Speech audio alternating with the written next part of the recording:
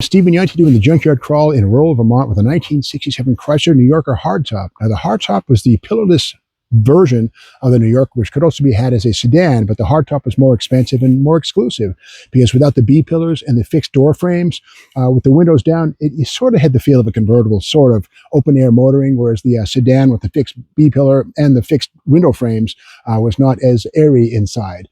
But one thing that's great about all of these 67 New Yorkers, not the Newports, but the New Yorkers, they all came standard with a 440 big block 4-barrel engine. And in total, 50,364 of these cars were built with the mighty 440. Let's check and see if it's still here. I think I know the answer. And no! People always grab those. They're gone, gone, gone. But so the 727 torque light is still in place. The torque converter is still present. You can get a good look at the Chrysler torsion bar front suspension right there, whereas Ford and GM had coil springs. The torsion bar is basically it's a coil spring that's extended out. So basically it's anchored at the back onto the seat, and then at the lower control arms it becomes a spring. Very great handling suspension.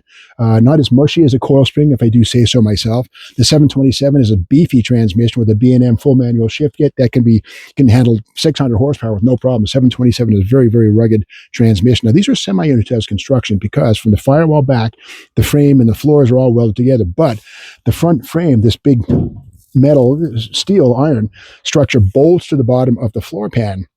And the inner fenders are steel stampings right here. They're not functional. They're not actual part of the car, but they're basically, they're metal, but they're not welded in like they would be on a B body or E body or a C body or an E body or an A body for that matter. Other Chryslers had fully unitized construction. These are semi-unitized. And again, Camaros and Firebirds had a similar platform wherein the front subframe bolted to the rest of the car. So Chrysler also did this from 1960 onward with these vehicles. But again, 440 motor, long gone. So let's go around to the side and make our way along and see what else we can learn. And the styling of this thing was new for 1965. Elwood Engel came from Ford to Chrysler Corporation and kind of tidied things up. And more angular styling on these cars. 1967 was the first year for this concave body line, replacing a convex body line of 1966, which would form outward versus concave is inward. Very slick and very sleek. Cool to see here, the 11 by 3-inch drums. Disc brakes were certainly possible on this car by this point in time. But again, drums are certainly good enough. They put them on Hemi Chargers and Roadrunners, 11 by 3 drums up front, 11 by 2.5 in the back. Nice big drum brakes. They do a great job. Even a heavy car like this, they would slow it down and stop it quite well. So I guess we'll split spots. Rev and Evan, the cameraman, can go around. I'll open the door. We'll take a peek at the luxurious New Yorker interior. Power windows front and rear. This one has the brocade seats with sort of an armrest in the middle of the upright on the front seat. And, just luxurious, air conditioning, of course, standard fare in these things, and power windows front and rear, also standard fare. On the lesser Newports, those things came standard with a 383 2-barrel. 440 is an option in a Newport, but every one of these New Yorkers got their mandatory 440 engine. This one here has the VIN. It's a K code right there, which means the 350 horsepower single exhaust. The L code 375 TNT would have been more desirable, nicer engine to have. But again, either way, it's a 440, which is a great thing to scavenge and put into a Dart or something like that. And as you probably know, I'm a big model car fanatic, and this is a Johan Chrysler 300 kit, the other end of the scale for Chrysler. And again, the 300 is the sportiest version of the beast. And here's that beautiful body style right here. The semi-fastback styling right there. Of course, the concave body style, new for 67. And 1966 would have been more convex, so to speak. And this would have had rear skirts.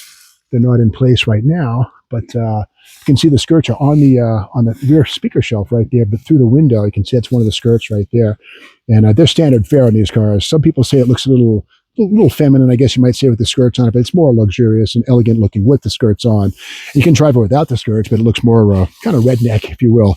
But with that said, the 8 3/4 is gone. The rear axle, these are tough axles. The 8 3/4, it's a little bit wider on these things. Being a C body, it's got a wider track. Would have had the same removable 8 3/4 center section, possibly with a sure grip, probably a 276 gear and something like this, or maybe a 323 if you were lucky. But again, the mighty Chrysler New Yorker right here on display here at Bernardston, or in Vermont at Paul Crozier's place. Massive bumpers right here, and then nothing here is impact absorbing. They're fixed to the vehicle, and they're made of steel, chrome plated steel. 3 pieces, 1, 2, 3, and some stamped. That's die-cast metal right there. It's chrome-plated die-cast. It's not pitting too bad. I mean, it's eventually going to pit like mad because die castings eventually gas off and start to have like acne and peel and pop, and it's starting to happen right here. But again, the trunk lid on this is massive. And you can see kind of weird. It has usually you see this sort of thing on the front of a car, right? The vent, the cowl vent, but at the back here on AC cars, that right there allows air to escape, and that way the car has fresh air inside being pushed through the cabin and in the front, out the back. So great example of full-size Chrysler elegance circa 1967. If you like this video, be sure to subscribe to the Steve Mag's YouTube channel and come back tomorrow for more Junkyard Crawl. Thanks for watching.